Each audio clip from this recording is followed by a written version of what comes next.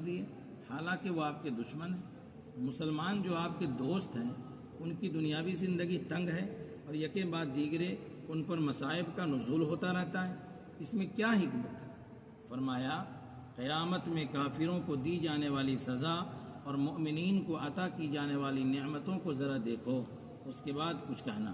فرشتوں نے دونوں چیزوں کا جائزہ لیا اور کہنے لگے پروردگار، آخرت کی سزا کے مقابلے میں دنیاوی عیش و عشرت کی کوئی حیثیت باقی نہیں رہی۔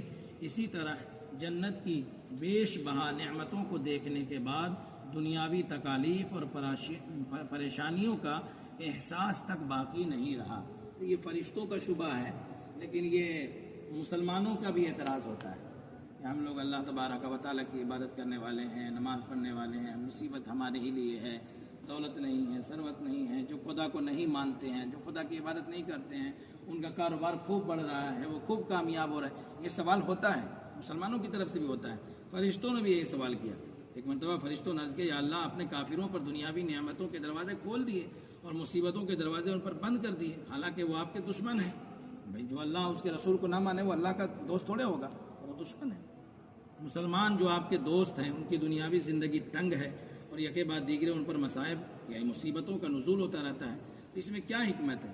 اللہ تبارک و تعالیٰ نے فرمایا قیامت میں کافروں کو دی جانے والی سزا اور مؤمنین کو عطا کی جانے والی نعمتوں کو تو ذرا دیکھو پھر کہنا۔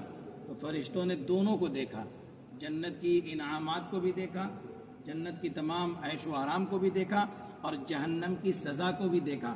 تب پھر فرشتوں نے رائے دی، فرشتوں نے کہا، دونوں چیزوں کا جائزہ لیا اور کہنے لگے پروردگار عالم، آخرت کی سزا کے مقابلے میں دنیاوی عیش و عشرت کی کوئی حیثیت باقی نہیں، اور اسی طرح جنت کی بیش بہا نعمتوں کو دیکھنے کے بعد دنیاوی تکالیف اور پریشانیوں کا احساس تک باقی نہیں رہا۔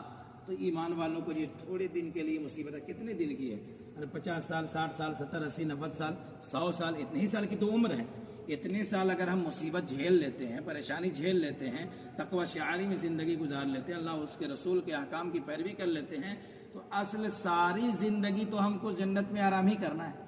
اور جو یہاں زندگی میں 63 سال 50 سال عیش کر رہا ہے اس کو تو ساری زندگی آگ میں جلنا ہے۔